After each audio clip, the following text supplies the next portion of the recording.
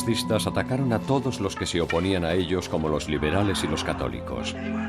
Pero su objetivo principal eran los socialistas, que amenazaban con una revolución como la rusa. En octubre de 1922, los fascistas tomaron las provincias del norte de Italia y luego marcharon en masa hacia Roma para reclamar el poder a través del uso de las armas.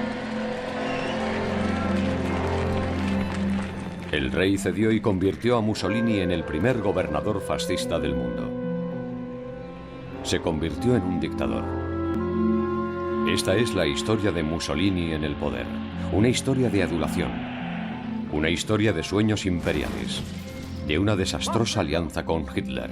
De fracasos militares y de una muerte ignominiosa. Todo contado por primera vez en color. El fascismo en color. Mussolini en el poder.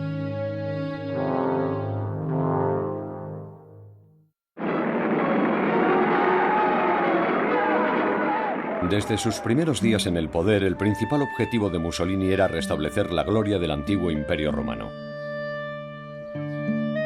Y su principal frustración fue la realidad de la Italia de los años 20. Era desorganizada, caótica, inestable. Distaba mucho de aquel imperio romano en el que Italia había sido grande, había dominado el Mediterráneo y poseía un gran imperio. Y Mussolini miraba al pasado y pensaba, deberíamos volver a ser como entonces. Mussolini modeló su comportamiento imitando a los emperadores romanos. Para igualar su crueldad, Mussolini traicionaría a cualquiera, incluso a leales y devotas familias de fascistas dispuestas a morir por su país. Incluso traicionaría a su propia familia, su yerno y su hija favorita.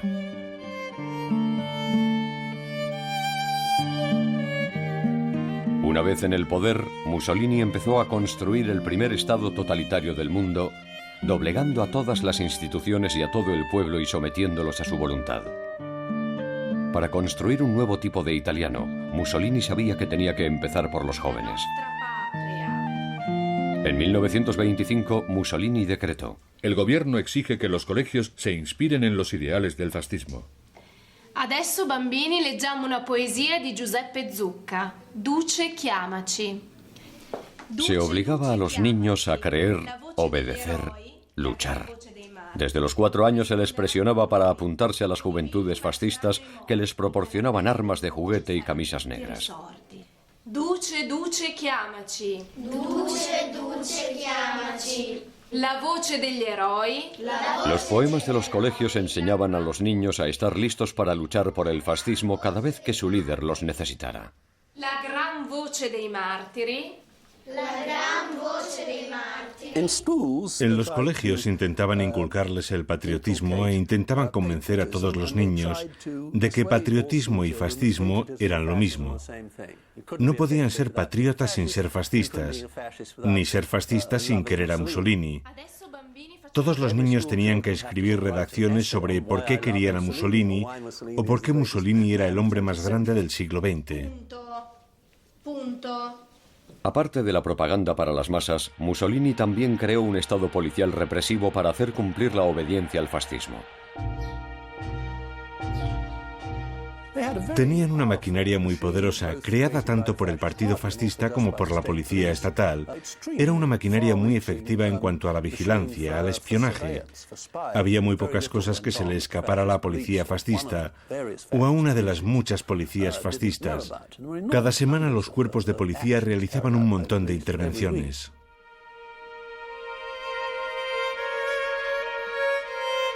Mussolini tenía un poder enorme, pero sabía que aún tenía que apaciguar a un 99% de italianos que eran católicos. Y el Vaticano también quería un trato.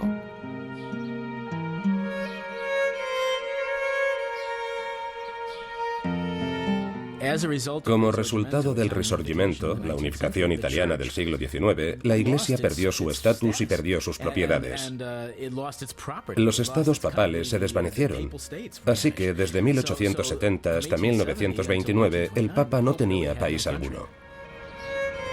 En 1929, Mussolini y el Vaticano firmaron los pactos de Letrán, dándole a la Iglesia prácticamente todo lo que quisiera.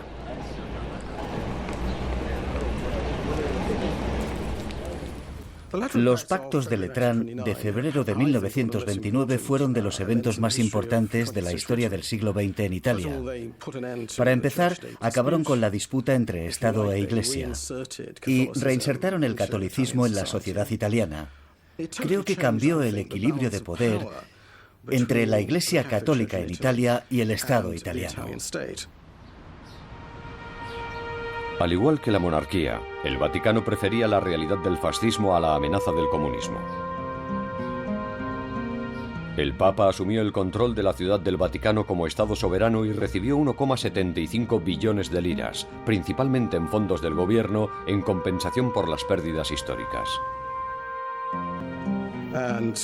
Esos fondos del gobierno significaban que, de un modo u otro, la Iglesia Católica, el Vaticano, estaba subvencionando un Estado fascista, y la gente advirtió que era algo extremadamente peligroso. El Vaticano se había comprometido con el fascismo. En un futuro inmediato, no tenía confianza alguna en la capacidad de la democracia para proteger a Italia del comunismo. El Papa Pío XI proclamó que Mussolini era ese hombre a quien la divina providencia le había permitido conocer.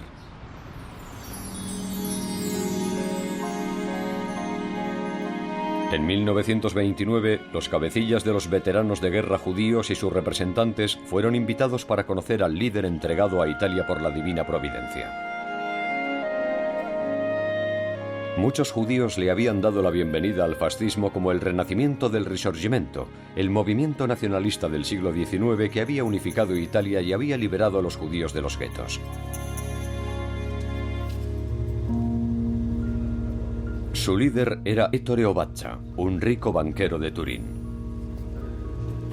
Escribió con alegría sobre la experiencia en su diario. Nos dio la bienvenida con una ligera sonrisa. Estaba tranquilo, sentado en su mesa. Nos hizo señales para que nos acercásemos. Era la primera vez que veía el rostro del duce tan de cerca.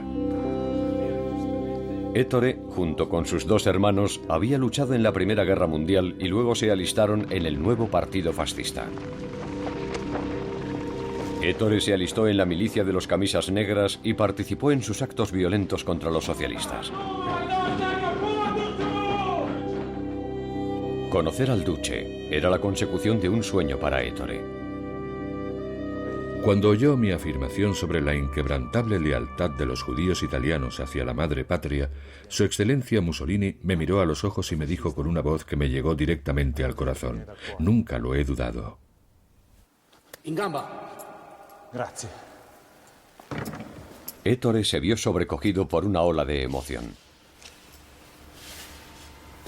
Luego, Mussolini haría la vista gorda cuando los nazis enviaron a miles de judíos italianos a la muerte.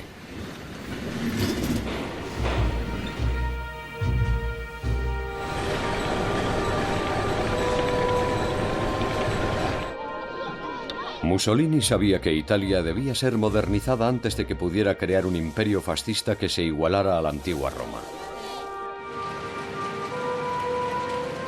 Los fascistas introdujeron una política de autosuficiencia en agricultura e industria.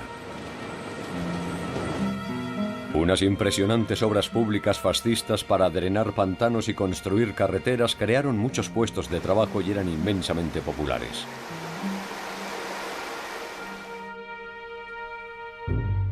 Pero para Mussolini, su principal objetivo era preparar a la economía italiana para la guerra. El primer conflicto armado llegó con el alzamiento popular en Libia, la colonia italiana más importante. Los italianos se fueron volviendo cada vez más despiadados. Utilizaron violaciones en masa, profanación de mezquitas, llevar a civiles a campos de concentración, hambruna, utilizaron armas químicas contra civiles y guerra de guerrillas. Cientos de miles de civiles fueron asesinados entre 1929 y 1932 en la pacificación de Libia, como se llamó. Así que era fuera de Italia, en las guerras en el extranjero, en las campañas políticas, donde el fascismo mostraba su lado brutal y especialmente violento.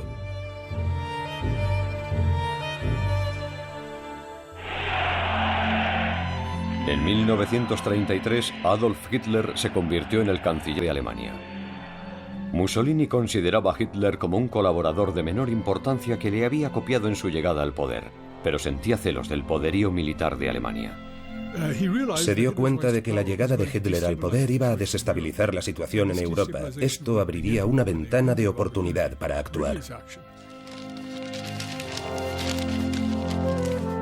Ettore Obatza, el banquero judío, tenía miedo de que este fuera un momento trágico para los judíos italianos.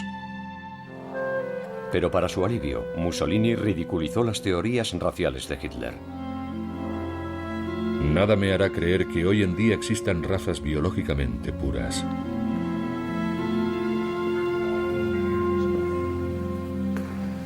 Pero en 1934, cuando 2 judíos de Turín fueron capturados introduciendo de forma ilegal literatura antifascista en Italia, algunos periódicos lo denominaron un complot judío antifascista. Ettore sintió pánico temiendo el regreso de la persecución judía. Fundó su propio periódico para demostrar públicamente que los judíos eran patriotas y profascistas.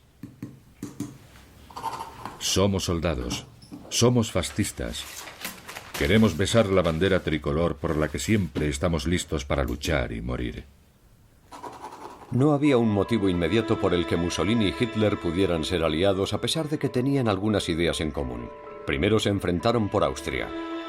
Italia quería que fuera independiente en lugar de que formara parte de Alemania. Sin embargo, Hitler tenía otras ideas.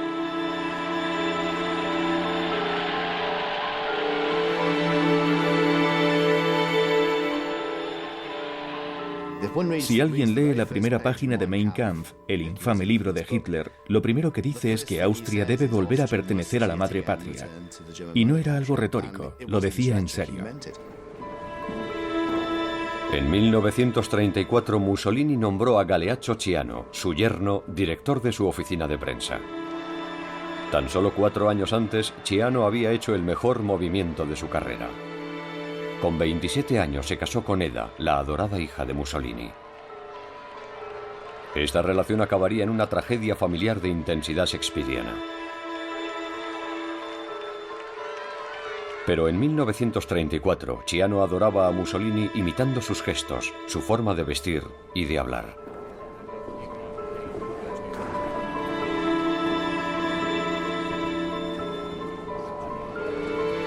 El primer trabajo de Ciano era ridiculizar al Führer. Después de que Mussolini se enfrentara a Hitler por Austria, Ciano dio instrucciones a los periodistas para que publicaran que Hitler era un loco determinado a comenzar otra guerra mundial. Pero los sueños imperiales del duce le llevarían inexorablemente a una alianza con el líder nazi.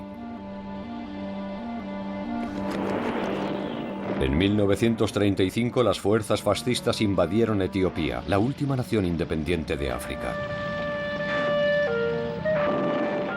Ciano estaba entre esa fuerza invasora de 600.000 soldados.